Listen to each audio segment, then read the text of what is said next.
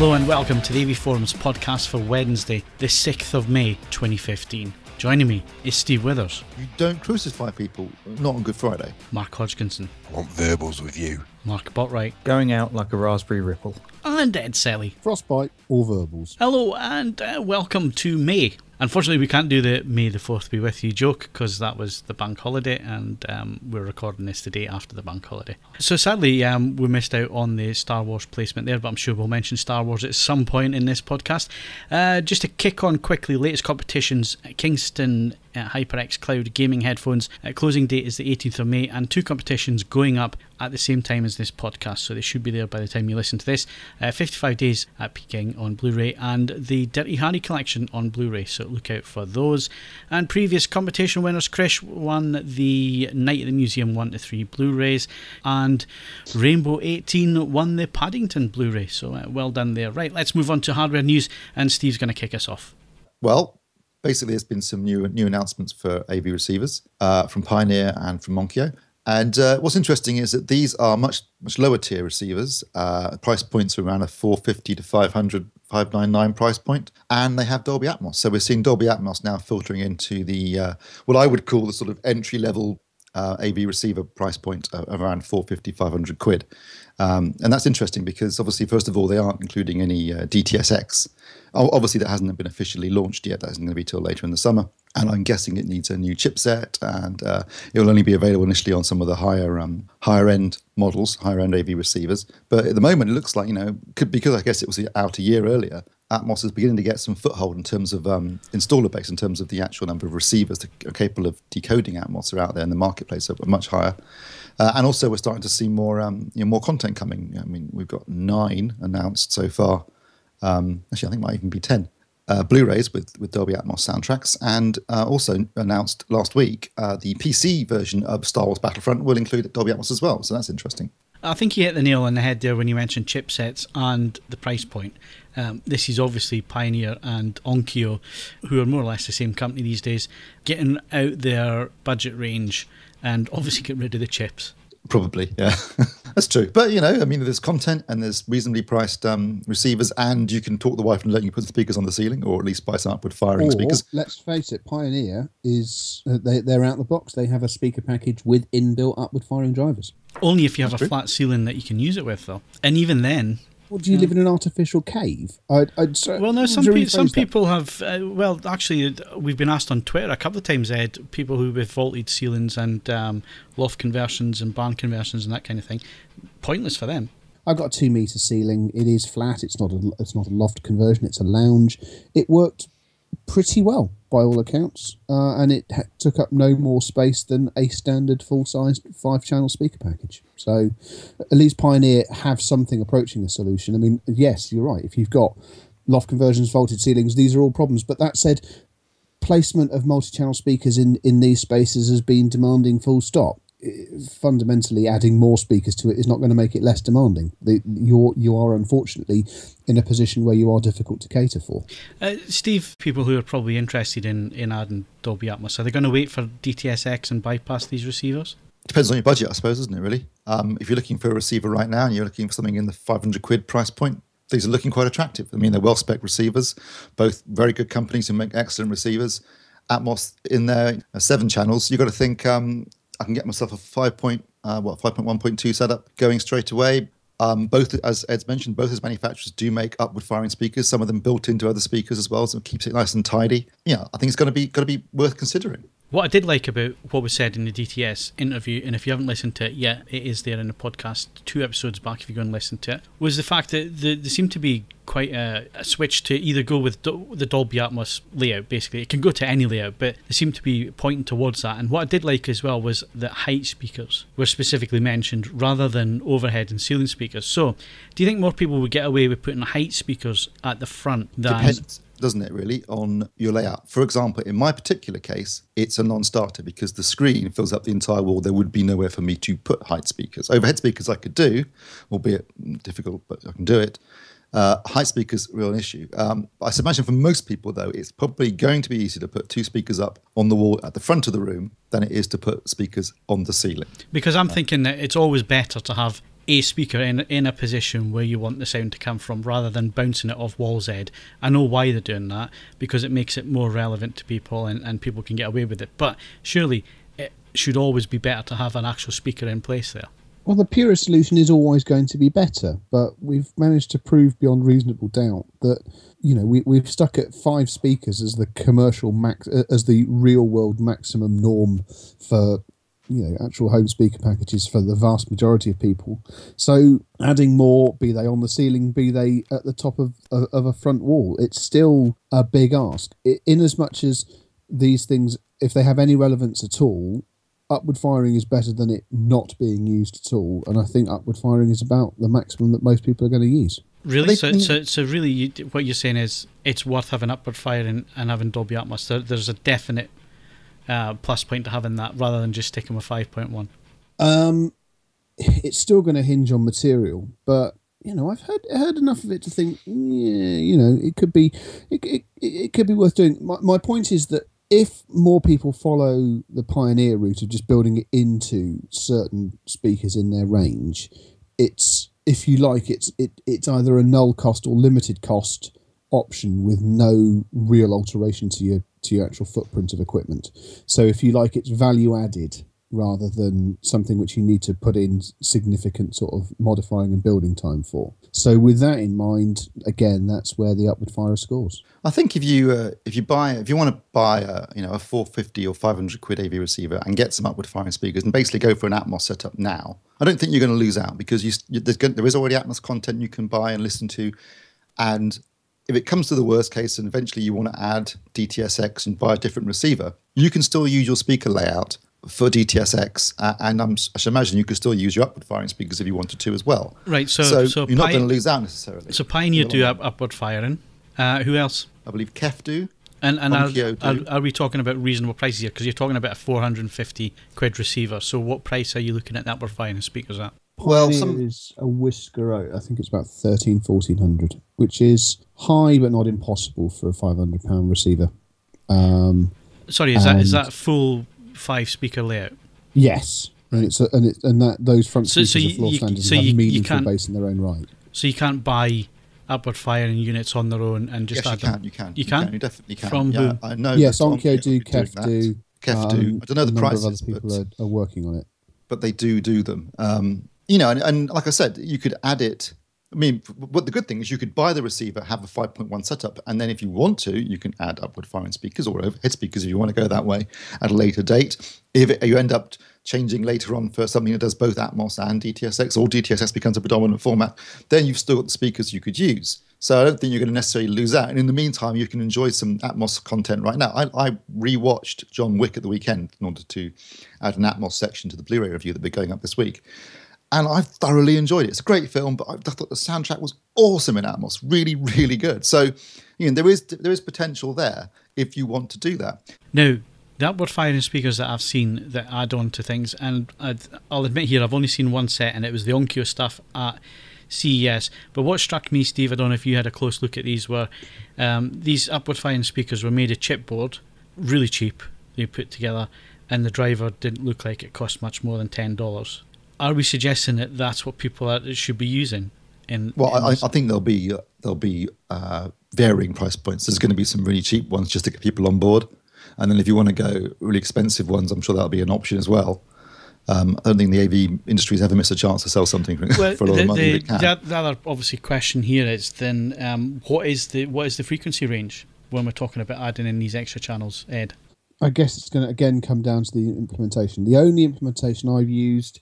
Pioneer were claiming that the upwards were good down to about 60 hertz. I rolled them off a little bit higher than that as they looked a bit on the small side. But it's technically the Dolby Atmos signal. It's for the object-based stuff. What is the frequency? It should be full bandwidth. It's full bandwidth, is it? Any of the speakers actually, but you're right, Ed. I mean, certainly on the receivers that I've reviewed, you could theoretically have your overheads down as low as 60, but I was using 80.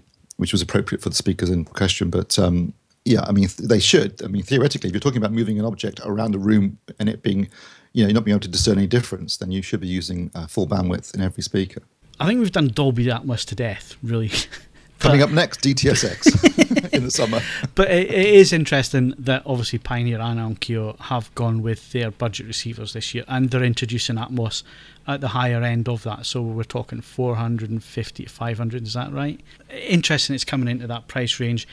Do we have any decent content yet? You said there's like 10 discs coming, but is there anything decent there? Upcoming discs that I think people might be interested in. Jupiter Ascending is coming out with an Atmos soundtrack. American Sniper's coming out with an Atmos soundtrack. American Sniper, now that's interesting because that's the first film where, let's face it, it is actually quite a decent, critically acclaimed piece of work in its own right. And it's not, don't get me wrong, it's got effects in it, but it's not an effects-driven film. So that's an interesting addition, because even in the case of Gravity, which I need to stress I don't think is a bad film, it's still effects-driven to a greater or lesser extent. So if you like, that's a very American Sniper is the first time you've mentioned. There's one other film, Ed. I've got it, but haven't had a chance to see it yet in Atmos, which is Unbroken, the Angelina Jolie film. I mentioned it at last week's podcast. That's got an Atmos soundtrack as well. So we're starting to see. Yeah, you're right. We're starting to see.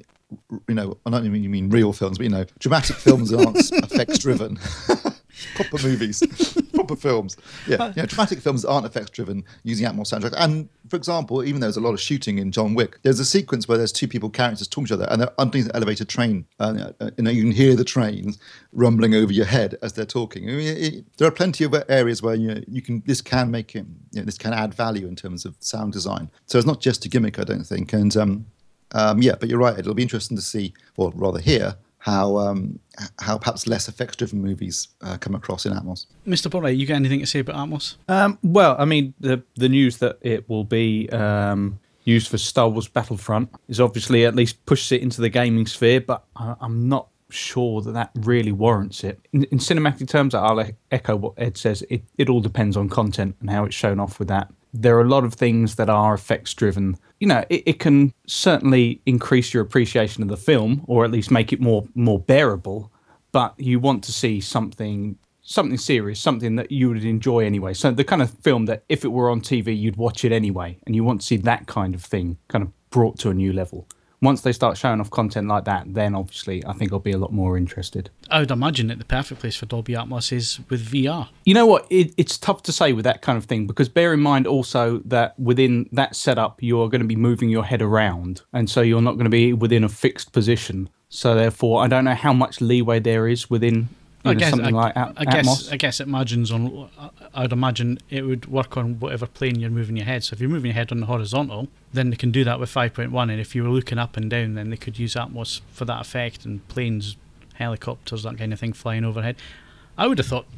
Mind, I don't know much about games, but I would have thought it would have added to the atmosphere and the realism. Yeah, well, I mean, things like vertical effects have often been the kind of downfall of games trying to envelop you in sound, simply because it's very hard to evoke that, and there are lots of times where you'll be looking up or down, and then you just tend to get more of a kind of muffled noise from the front speakers. But with VR, I think the problem will be that, I mean, depending on exactly where the placement is, if you're turning 360 degrees or something like that, some games have trouble enough with keeping it pinpoint with 5.1. So, it would require some significant effort to get it to work. But if they could manage to get it to work, I mean, something like Star Wars Battlefront would certainly be spectacular with that. I mean, we've been reviewing some gaming headsets, but I suppose if you were adding Atmos into the mix there, what you could use is one of those Australian hats, couldn't you? And instead of the corks hanging down from them, you could just put little speakers. Yeah, well, I mean, look, a lot of people are using these, headphones with virtual 7.1. So I think, the kind of end game for that kind of thing is almost like a motorcycle helmet, which is one giant speaker. I envision, you remember in Back to the Future when he first finds Doc back in the 50s, he's wearing that bizarre contraption on his head. I think something like that might be quite appropriate. Yeah. There is a Dolby Atmos headphone mode, though, isn't there? Yeah, there is. There's also a DTSX headphone mode. But that's been out for a while, hasn't it? Yeah, it has, yeah. I think it might lend itself to games, because one of the things that Wilfred Van Balen said to us, who's the guy that invented Auro 3D, he said to us at CES, Phil, was the problem with object-based sound design is that you're building everything from scratch using objects. What you can't just do is go out with a microphone and record the real world. So I guess in a game perspective or with an animated film where everything is just built up from scratch, that kind of makes sense. Whereas if you're just trying to record, ambient sounds in a street or something like that, you're limited in terms of using object-based, whereas what he was saying was his format, where he goes in with microphones and records that 3-layered recording. He can do that. Might apply quite well to games, actually. I've been quite amazed when I have heard 5.1 soundtracks with games, and the ability that when you turn your character around, the sound field changes with you. That always amazed me, the real-time surround stuff. So it'd be interesting to see, I suppose. And Star Wars Battlefront, I might even buy that game. I'm definitely buying that. It looks awesome. There you go, Mark. All it took was Star Wars to turn us into gamers. I was going to say, I think there are a lot of things that will be tying into Star Wars fever come the end of the year. Oh, God, loads. There's been so many... there's a whole shed load of stuff coming out from Disney tying in with the new Star Wars film, books that fill in gaps and games and all kinds of stuff. Well, there's a midnight opening for the toys, the Kenner line of toys. There's going to be midnight openings. And then more empty early bird boxes. I'll be hanging on in for the Candy Crush time. Not going to move until then. What happened to Angry Birds, or is that not hip anymore? That they did their Star Wars tie-in ages ago. Oh, right, did they? Okay. Yeah, went too soon. There's always room for a sequel, though, isn't there? There's always room for a sequel, Mark. You've been pretty quiet on the whole Atmos thing. Yeah, I've been attending to my daughter. Well, I think possibly said this while I was out of the room, but the likes of Samsung and LG with their all-in-one systems, I think we'll see that next year. I think we'll see Atmos emerge into that. I'm surprised it's not this year because I think maybe it was just a bit too early. Yeah, because their design is that they already have the driver pointing up to the ceiling anyway, don't they? So it wouldn't take much. It's already there. It's already done. I mean, and it's kind of effective. So even their processing is kind of effective. It hurts my ears after a while, but when you've got the heights on. But I guess with Atmos it might be a bit more effective. And I fully predict that we'll see that next year in these mainstream all-in-one systems. Okay, Mark, I'm going to stay with you for this next question. So how long do you think it'll be before it's really difficult to buy a large screen full HD TV? 3 years. I think it'll be bottom of the range. Like you can get 720p. As long as that? I think it'll be quicker than that, Mark. I think it'll be quicker than that. Next year you'll be struggling to find anything full HD that's not just like less than 32 inches. I think you'll really struggle. I would say a little bit longer than that. Judging by the way 720p sort of hung around a little bit. But yeah, I mean, it's going to be, what's LG now, about 60% of them of their the thing that brought this to mind was the fact that when we went to the Panasonic convention, we struggled to find a 1080p screen because the whole range is 4K. Yeah, and there's about 3 models that are full HD, and then I had that 40-inch in which the JU6400. Now the 6400 is usually the real mid-tier TV in Samsung's range. It's always the one that scores really well in terms of views on our reviews and that kind of thing, because it's that TV that hits the right price point for most people. And this year it's a 4K screen, 40-inch 4K screen, $699 in the shops. You got to think, okay, it's small for 4K, but as you've discovered, Phil, it's quite a handy little monitor, isn't it? Yep. In terms of a TV, it works. It has all the new smart stuff, the ties and stuff. It was all coming online as I was reviewing it, and I think there was some questions on the forums. I think iPlayer and Demand 5, they are scheduled for the end of May implementation. Everything else though was working when I reviewed it, and working really well. And like you say, the price of that screen, and the fact that it is 4K, the fact that it has the new Tizen Smart TV on there. Yes, build quality is not great, but then they're building it to a price point. So you have to take that into consideration. And to be honest with you, you're only going to lift it once, place it in the living room, and never lift it again. So you're never going to damage it in terms of the build quality and so on. It's really plasticky, but it has a nice metal effect finish, which unless you go up and touch it, you wouldn't really know that it was plastic. So yeah, as a TV, astonishingly good, and it's 4K. So I'm with you, Steve. I think next year you're gonna be really pushing. So what price? This is it's 600 and something, isn't it? This one. 699. 699. The kicker is 299 or 399. That a lot of tellies you will see that next year, if not from some of the budget lines this year. Bush have a 4K, which is not a great TV, but it's hitting the 499 price point at the minute, and it's a bigger screen as well. So we might even see some Finlux stuff come in as well, Mark, which you might get in for review. We're waiting on a courier turning up. So I know what you're saying, Ed, but I think, in terms of budget lines, I think we're almost there. To be clear on this, I still think Mr. Hodgkinson is being unduly pessimistic, but I think those price points, it might take until next year to fill for the major brands. Yes, I think budget brands, I think we're already there. Again, I think when you're looking at that market anyway, you're looking at people who just walk into a supermarket and put one under their arm and take it to the checkout. Yeah, exactly. I think it'd be interesting to see. I think most TVs next year, most TVs, not all, but most, will be Ultra HD. What will be interesting is not all Ultra HD TVs, are equal. Some are better than others, so it'll be interesting to see what their capabilities actually are. Because it's a bit like in the old days. You had full HD and 7 HD ready, and people weren't always getting quite what they thought they were getting when they bought their TVs. So we might find that whilst it's a 4K panel, it might be limited in other aspects. So that's one of the reasons why this Ultra HD logo has been developed. Yeah, but I don't think it's quite as big an issue as it was with 720 1080. No, you're at least getting a full resolution. But I think even when it comes to video processing, I think you'd have to be pretty bloody bad to get it wrong, going from 1080 to 4K. Yeah. So I'm struggling to see where the negative points are. The negative points are going to be LCD technology at that price point. The usual problems with LCD TVs, I don't think it will come down to the resolution. And that was the thing with that 40-inch. We were only talking about resolution because it's not an HDR panel. It didn't have a wider colour gamut. And I don't think those things are really going to be of any interest to the mass market for another few years anyway. So all you are talking about is the resolution. And then when you're at a normal viewing distance, you're not going to notice the resolution. But are people going to care? Because they're just going to buy the TV anyway, aren't they? Because, as we say, there ain't going to be any 1080 models around. Have you been in Argos recently? No, but I was in a supermarket that begins with T and ends in O. Oh, yeah. Tango. Toshiba. What really surprised me was I was looking at their electrical stuff over the weekend, and they had some pretty big major name TVs from this last year, the full HD stuff, and they were really knocking it out cheap. And we're talking screens that were 1,400 quid from Panasonic and so on last year, and they were knocking it out for like 400. Well, that's the Argos model. They do last year's models mostly, don't they? So, and that's when most TVs get sold still, isn't it, in this country, Argos? Yeah. But the majority of theirs this year are still 1080p, or they were in the Macclesfield showroom. The drive is on to kind of display everything, even in just the kind of lower retail giants, with 4K now.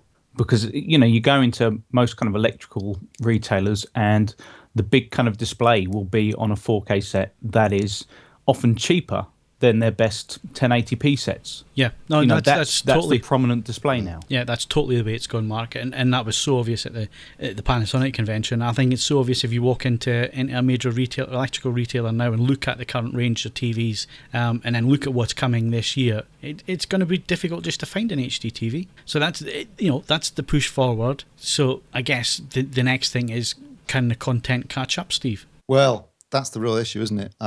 Everyone talks about streaming as being a big saviour for Ultra HD, and this is personal here, but I'm not going to see that for years. Right, so you went to Infinity, what was it, 5 weeks ago, 6 weeks ago? I upgraded to Infinity because they put fibre optic into the nearest exchange box to me, which is about 2.5 kilometres away, and it basically didn't work. I was just losing my internet connection completely. Sorry, I don't understand. I don't understand French. What's it in miles? What's that, about a mile and a half? 1.4 miles, roughly. And apparently that's about that's really at the edge of what fibre optic can deliver down, because obviously it stops being fibre optic and becomes a copper wire the rest of the way to my house. And so I had to go back to ADSL because I just wasn't getting consistent service, and I wasn't getting a particularly big increase in speeds anyway.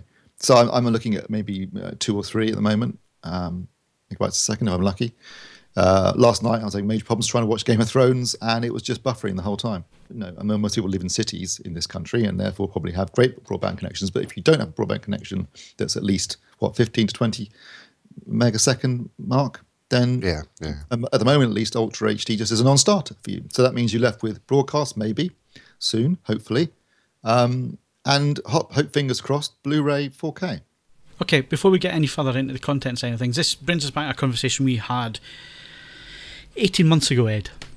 And I believe it was you that said 4G could be the saviour when it comes to bandwidth. Now, we're 18 months on. Where are we by that then? Pass. I haven't spoken to my colleague in telecoms recently, but it must be said I did a speed check on my mobile in London the other day when it was showing up 4G, and I got 26 megs down, which would handle. I mean, don't get me wrong, it would annihilate my monthly allowance in about 7 minutes tops. So I'm not suggesting that it's a flawless solution. The way that we price and appreciate data would have to change significantly, but it is perfectly capable of delivering it. I don't think that the rollout across the country has been anything like as quick as anyone would like. I still don't have any form of 4G connection at any point in Milton Keynes. It's only something that lurches into life when I go to London. We see this was the other point I was going to merge this all together, because again, we're talking about 4G might be a solution, but again, you're going to be talking about major population areas where that's going to be available. If you live out next to the sheep like Steve, you're going to suffer with that as well, because you're not going to be able to get 4G, you're not going to be able to get fibre. The only alternative I've got left really is some sort of satellite delivery. Satellite over IP, but isn't it Huawei, or however you pronounce the magnificent Chinese conglomerate, that they've got a very aggressive expansion plan for that due over the next 18 months to 2 years, as from what I remember from The Economist. So that's a possibility. I mean, as I understand it, depending on pricing, obviously. Yes, the whole idea is that they can compete with the price of fibre, and it has to be done carefully because, as I'm sure Mr. Botwright is more of an expert on this than me, the ping to satellite is astronomical, as you might imagine. So it has significant issues in a two-way system. But for just getting information down, it's pretty quick, and it's extremely stable as well. It doesn't seem, because you're essentially not all congregating around. You obviously you're sharing satellites, but you're not congregating around the same hub in the same way. It doesn't slow down under demand in anything like the same manner. So there's some possibilities there. Ultimately, there is just a degree of realism required. Yes, of course, all of these things are going to roll out where the most people are. Just an unavoidable fact of life, I'm afraid. That's why a number of households still don't have gas. Well, yeah, I mean, I appreciate that that's the case, Ed, but most of the time over my ADSL connection is actually pretty good. I mean, surprisingly good. When I watch things on Amazon Prime, or I watch things on Netflix or on Now TV, on the whole, they actually deliver a really good picture quality, which, considering the limitations of my internet connection, I'm always surprised that they can deliver that quality to me at all. So it was fine. Last night was an exception when Now TV basically crapped out on me, but it was my internet connection wasn't playing ball, and I was just looking at a buffering logo for ages and ages. I can imagine also actually that there was a fair amount of demand on Now TV as well. It was fine for me. Just saying. No, I don't think it was a demand thing. There usually is, around about 10 o'clock. But in this particular case, because I went and checked my other things on my internet, and it wasn't playing ball that last night for some reason. But to be fair, that's unusual. Normally, I get, considering what I've got, I'm always amazed that content providers like Amazon and Netflix can actually deliver quality that they do over internet to me. But what it basically means is that, unfortunately, even though those providers are now delivering Ultra HD 4K, it's not something I'm going to be able to enjoy anytime soon. Also, I'm in the smug position of having an extremely good internet connection. I could probably stream 4K to 3 rooms simultaneously, so I don't really care about Rot in hell with us. What have you watched in Ultra HD 4K or streaming then? House of Cards, Breaking Bad, and Daredevil. So yeah, and Daredevil looked particularly good with all the nighttime scenes. Even on there, it was a 49-inch TV, 48-inch TV, and it looked amazing. It's as good as, damn it, possibly even better than Blu-ray. It looks stunning. None of the banding you get with even sort of 720p, 1080p streams. It just looks incredible. What's Amazon doing in 4K then? What are their big shows? It's their Bosch. Bosch. Yeah, they've got what was I watching? Wasn't it Vikings the one that you liked? Vikings. Vikings isn't 4K, unfortunately. That's not produced by them, is it? That's actually History Channel produces that, I think. Yeah, that would look stunning in 4K, absolutely gorgeous, I'd imagine, but unfortunately not. It's their all their exclusive stuff and own produced stuff will be 4K going forwards. There's obviously films that you can buy as well, Mark, isn't there? Yeah, several films. I don't buy digitally. Only rent, as it were.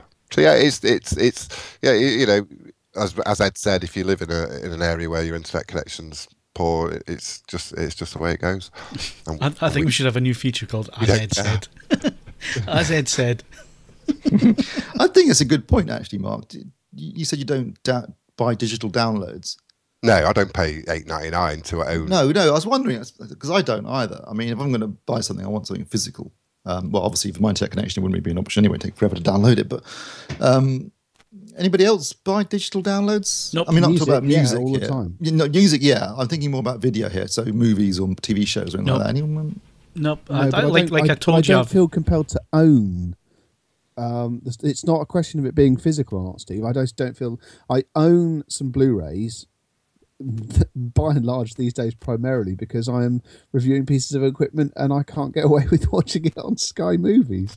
So there's no great. It's not that I don't have a hang up over physical media. So I just don't feel that way about on-screen stuff. But music downloads, I bought one this morning, in fact. So meh. Like I said to you, Steve, I'm back to buying Blu-rays. So I'm now supporting you. Join a fight. The 4K Blu-ray fan club has doubled in size. But only buy the cheapies out of that supermarket begins with T and ends in O, because they do them for about £8 to a tenner after a few weeks. So yeah. I've never downloaded a film and paid full price for it. There's just something there. There's just a little barrier that says no, because usually kind of the stuff that I buy on Blu-ray is either something that I've already seen and so therefore I want to own it, or it's something that cheap enough that I'm willing to take a punt. The pricing hasn't hit a low enough stage yet for me to kind of just take that risk on something just for the sake of downloading it when I may as well just rent it. And also it seems slightly strange. If you're paying a few pounds anyway to rent it digitally, by that point you've already kind of paid whichever business you're going through, and then it almost seems like, well, after that point, if I'm going to buy it, I'll buy it on Blu-ray and own it, because it seems weirdly perverse to then go back to the same business and download it, and you've end up paying kind of 50% more through the same business. It just seems a bit weird. You'd think there'd be some kind of a discount if you've already rented it or something like that. Yeah, I agree with that. I can't get my head around, and I think this is where a lot of people have the issue, is getting the head around the fact that you're not going to have something in your hand even though you're handing over a tenner. I think that's the stumbling block for a lot of people. It's like, well, what am I getting? Yeah, but it's sitting on my computer, but what happens if my hard drive crashes, or what happens if this? It's and I know there's ways around that. You have it stored in the cloud and all the rest of it, but there's just that thing about, no, I'd rather have something in my hands, to be honest. But if when you download music, you tend to kind of, I don't know about anyone else, but I tend to have it copied to multiple devices. I don't think people tend to do that with films. So perhaps that's where the kind of hang up comes from, the sense that it's just kind of sat on one device. Yeah, I mean, you're going to have it sitting in the cloud somewhere where, like, if you purchase via iTunes and so on, and your phone gets wiped, whatever, you can go in because there's a backup and so on. I know that all exists. There's still the hang-up, though, that in your head, Ed, I think we should just do things that rhyme with Ed. In your head, Ed, there's that stumbling block of, I don't have something physical to hold. Well, I don't know. Maybe I'm coming at this from a different angle. I've been dealing with smaller size downloads that are more commonly available and frequently the only way of securing something. That being the case, I have two NAS drives. There's one which is online all the time, and there's one that goes online once a week to back up any changes made to the one that's online all the time. It doesn't strike. I mean, in the event of a house fire, I'll lose my content. But in the event of a house fire, I'll also lose my vinyl and any CDs that are in the roof, and I imagine I'll have bigger fish to fry. So it is what it is. I just don't have the hang-up about it. I guess, again, maybe this is me being shaped by the fact I still am actively involved in a physical format where, or any desire to hold it can be sorted out there. But if there's a compelling reason to start buying films in this methodology, and I would argue that if your broadband doesn't support getting them down in real time, there might be, because it's something you just pop on before you go to work and hopefully it's there when you come back. There are long and informative articles on how to maintain backup and all the rest of it online. So just have a look at them, see what you think. But even in Steve's case, if you popped it on in the morning to download while he was at work, he wouldn't be able to do any work. Well, No, okay, no, but that's again, true. Steve is a bit of an exceptional case, isn't he? I'm afraid, whether we can do a rallying cry to our nation's telecom companies, what about Steve? He still represents... Make it a hashtag. Yeah, he still represents a slightly unusual sort of point of... Yeah, of but Steve's complexity. always been unusual, isn't he? So. Well, yes, that's I it. knew Steve, that. were you going to ask me a question? I was just going to say, completely off subject, have you seen that turntable that reads vinyl using a laser? Yes, it's been around for some time, actually, although apparently it now almost works. So, it does rather defeat the object. A very good friend of mine, a former editor of mine, spent a week and a half reviewing one some time ago. And he said, it's a technological masterpiece, but they have successfully made it sound like a CD player. So, yeah.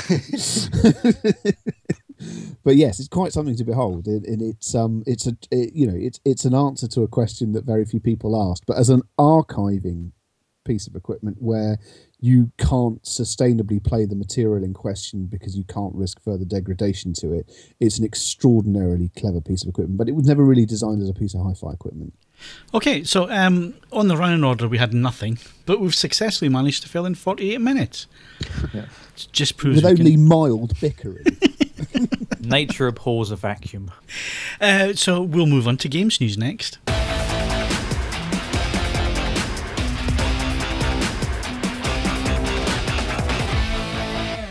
Okay, Mark, knock me out with some games news. That's usually the cue that you're going off for a piss. We're all going for a piss, Mark. Yeah. I'll listen, Mark. I'm still here. Which do you want me to go for first? Surprise. All right. All over the place, If we're mate. going to do this, I'm most interested about your views on this Valve U-turn, because the more I read about it, the more I took on board all the things you said about the complexities over ownership and so on and so forth. But it just seemed quite sensible what they were trying to do, and then to fold effectively also means they've done it in such a way as it's going to be a real struggle for them to ever revisit it. Yes. This news that Valve have killed off their idea for Steam Workshop charges for mods. I thought that the quote that they gave when they basically had this climb down was quite telling. The quote was, "We've done this because it's clear we didn't understand exactly what we were doing." If only more people would say that. It's incredibly forthright. Basically, it does seem as though it's a case of, to a certain degree, that the problem with Valve is that there is this perception that they're looking to kind of monetize everything. So they were always going to have to be incredibly careful. And it kind of much the same way as, when Microsoft decided to bundle Kinect with the Xbox One and everyone started thinking that, the CIA was listening in on you. Some companies just have a bad reputation to start with, or people are kind of unnecessarily cynical of them at times. The problem was it's all about ownership. And when you have things that are built upon each other in that kind of freeware model, this collective idea of building one thing upon something that's already come before and iterations and improving it, it becomes incredibly hard to then kind of retroactively monetize that. How do you prove ownership? And then you had various mods being taken down because you couldn't prove it, because some used animations from others. It was nice, though, of Valve to do it very quickly, because it was literally just as I'd finished writing an article about it on all the ways that it was a poor decision, and then they basically killed it off. Yeah, I think you're right in that it makes it very hard now for them to ever go back and revisit it in the same way. But there have always been ways to get money for these things. There have always been ways, whether people ask for donations or whatever. If you could prove that you've built something from the ground up, then you could host it on your own site. You could charge yourself. But it just seems strange to try and harness a community that's already basically evolved past that point of making it about payment and then doing so. Yeah, point taken. And if we're onto money, Batman Arkham Knight will be a big game this year, and Warner Brothers have released details of their season pass. This is so that you can get monthly downloadable content. We'll be supporting it for some time after release, and I think this one's going to rumble on for a while, simply because it's going to be £33, which is no. This is for the season pass for everything. But the problem with this is that when you're releasing this information before the game's out, it will inevitably lead to cries that you've cut content from the game itself in order to repackage it and sell it to people. Which they have, haven't they? Well, it depends which way you look at it. On the one hand, you could say you've developed a game and you've decided that you want to continue supporting it, and so therefore you've got separate teams. You've decided X amount of content constitutes a full game, and then you want people to continue playing that game for several months afterwards. So you want that extra content right away to kind of keep your fans on side. But the problem with that is that that has to be developed at the same time, which leads to accusations that you're kind of taking away from the central game and you're just repackaging content. They've said that you'll get a prequel story expansion where you can play as Batgirl and new Batman story missions, and I think there's even going to be some Batmobile racing. But it really does muddy the waters with regards what's in the actual game to begin with. So, yeah, as I say, I think this one will rumble on for some time. Presumably, this is full retail price. This will cost you. Yeah, the game. Yeah, and then on top, you've got the £33 on top. Yeah, exactly. It's one way of doing it. It's at the opposite end of the kind of idea of small microtransactions, which a lot of people are kind of worried about. In a way, it's kind of a different type of pervasive model. But the argument is always the same, which is if you don't want it, you don't have to pay for it. And as long as the game is good, yeah, as long as it's full enough. Yeah, the only problems will be if the game isn't excellent to start with, and if it's not 100% stable and polished at launch, it will lead to those accusations that their focus isn't on fixing a game that should be their main priority, and it's on Do they have a track record either way in this regard, Mark? I mean, are we talking about the potential for it to be something as particularly unfinished as Assassin's Creed, or? Well, but I think the previous Batman, I forget which one it was, but they had a Catwoman expansion, which was basically seen as exactly this, which was cut content, something that could have appeared in the game. But it was just repackaged so that it could be sold to people. And so, yeah, it's becoming more and more frequent now. I mean, Destiny, when that was released, already had plans for the DLC. However, that had at least that had the mitigating factor of they needed to keep a community of people, being a multiplayer game, on side. So you need to keep on telling people that you will keep supporting it and that there's a reason to come back. With this, being largely single player, it just does seem more like it's kind of, sectioning off particular types of content and charging for each. Right, your final bit of news, Mark, is that the PS4 sales have hit 2 million, about to be 2,000,001 in the UK. 2,000,001. Are you buying one? I'll have to if I'm going to play Battlefield. Oh yeah. PS4 hitting 2 million in the UK, quicker to that level than the PlayStation 2, which is obviously the kind of big news, given that was Sony's huge success, and also the one they've tried to kind of evoke with the design of the PS4 in many ways. Best-selling console in the UK in 2015, and worldwide they're over 22 million units, which certainly puts them in pole position. Now, is the Xbox One not cheaper now? Did I see that correctly when I was in that supermarket? It begins with T and ends, you know? That's going to have to be one of the questions for next month's competitions.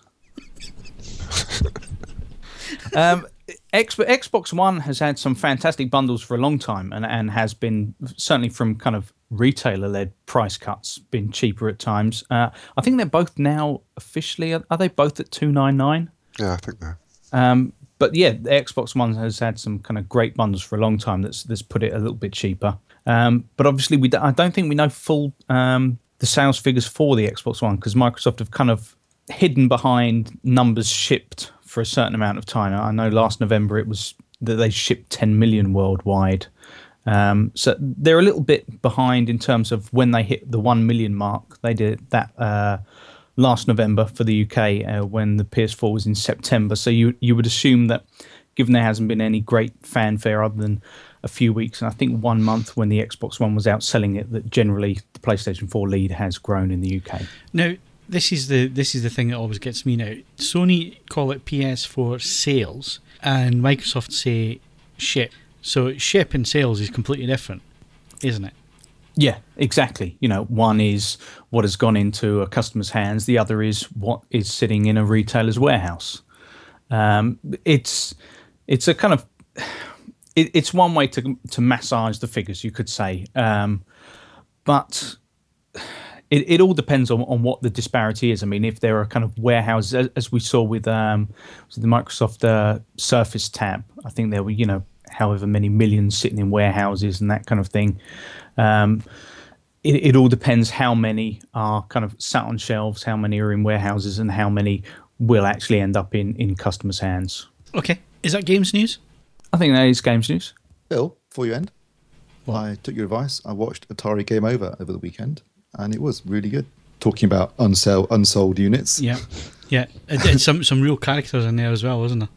It was interesting because it kind of addressed 3 different urban myths relating to the early days of the video game industry, and then essentially sort of exploded them one by one. So I think the myths in question were that E.T. was the worst game ever made, that the game E.T. destroyed Atari, and that they buried 3 million cartridges in a desert in New Mexico. Yeah, and it was all untrue. Oh, it's shit. Well, spoilers. Yeah. There were some cartridges, weren't there? Oh, yeah, there was cartridges there, but there wasn't 3 million. Unsold stuff. Yeah, that's true. Yeah, I watched it as well. Well, yeah. It was really good, wasn't it? Yeah, excellent. Yeah, I felt really sorry for the poor sod that Gary, I don't know, the one that was a bit of a high-flying game designer and did things like Yarg's Revenge, and then got 5 weeks to develop the game in, and did the best job he could in 5 weeks, to be honest, yeah. And then that destroyed his career. Ended up as a psychiatrist, is it? Yeah, a psychiatrist in Silicon Valley. But yeah, it was. If you haven't seen it, it's definitely worth checking out.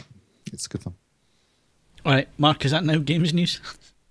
Yeah, I think that is games news. Have you seen this documentary yet?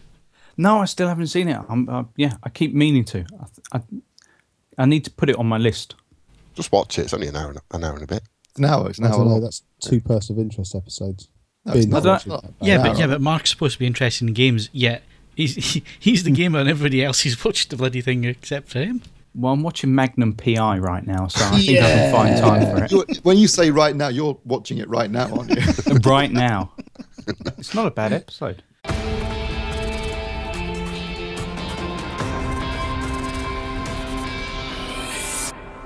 Okay, Steve, what's at the cinema?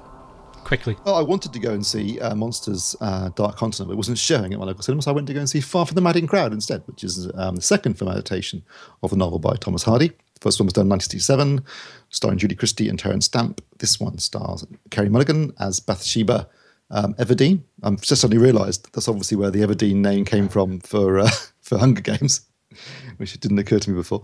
And I have to say, generally, I totally agree with Cassandra's review of the film, which is that it's got some really good bits to it, but I felt as if it could have been a bit longer.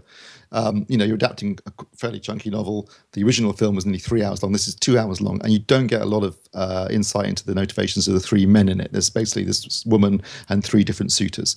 One is sort of a steadfast local type who's a farmer. Although I have to say, I'm going to make a point here, as a West Countryman, there was a distinct lack of West Country accents in this film. It also has a brilliant opening title where it says Dorset, 1850 or something like that, 200 miles outside London. I was like, what? That's most of the UK.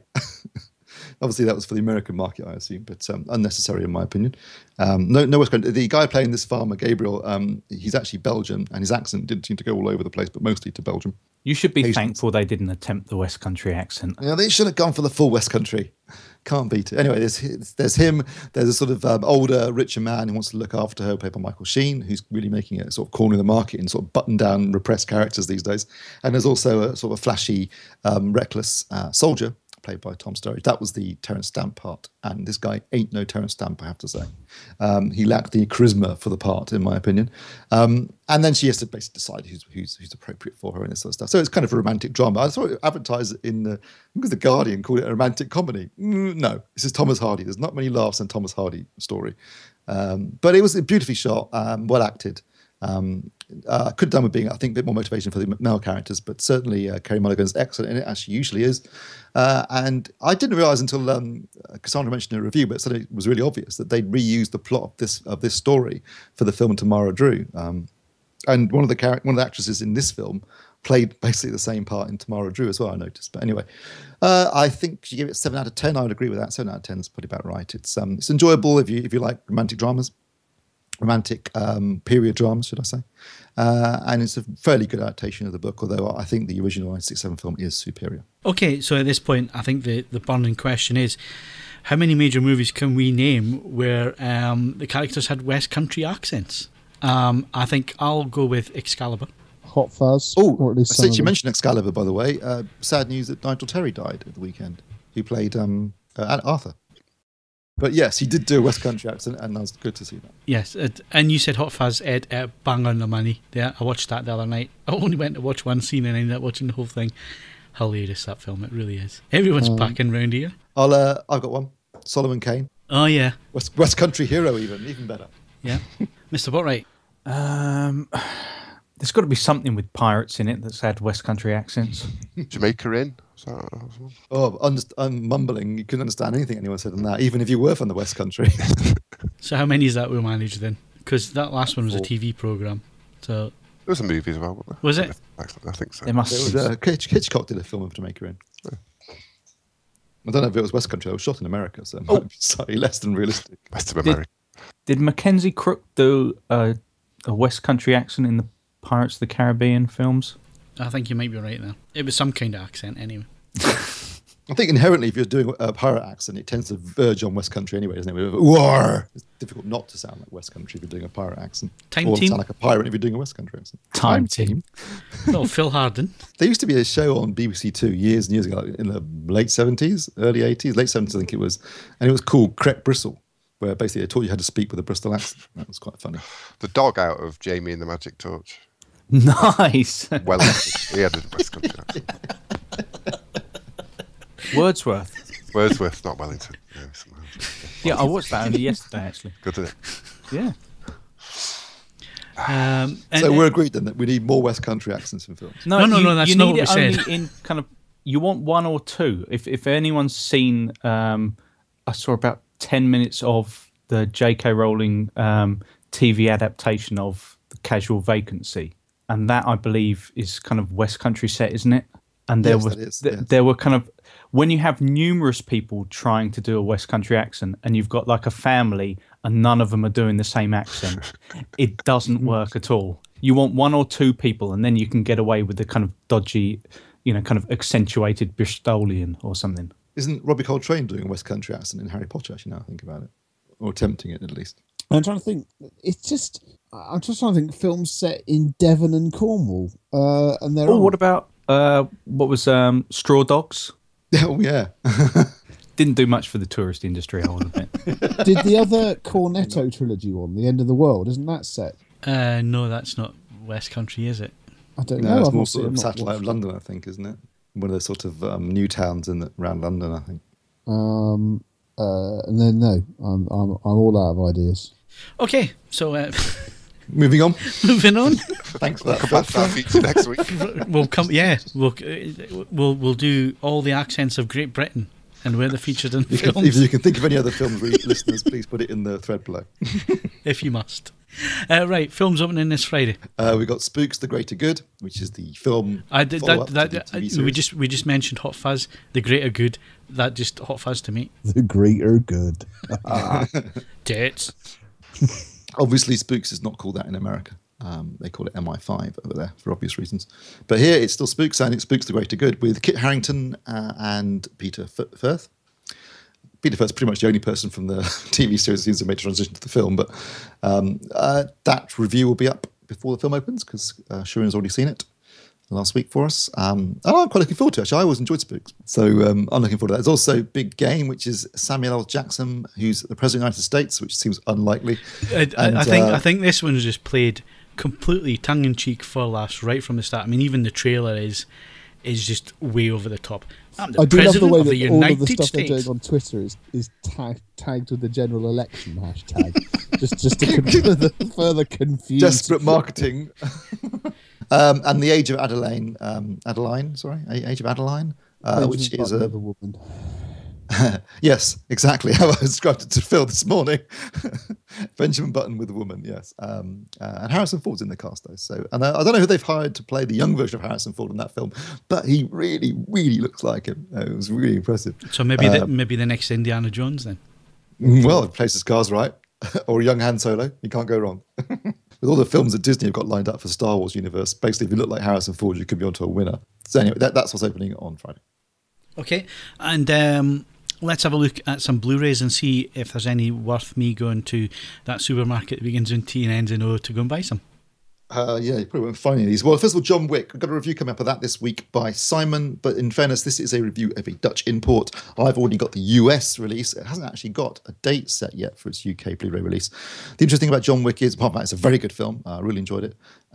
Is that it's got an Atmos soundtrack, as I mentioned earlier, and it's really good Atmos Okay, soundtrack. so the US, is that multi-regioned or is it the regional US locked? is region A, the Dutch import is region B. So if you can't play region A, then the Dutch import is your best bet. It is, it has got the full English language soundtrack. It hasn't got any burnt-in subtitles or anything like that. So, it had all the same extras as well.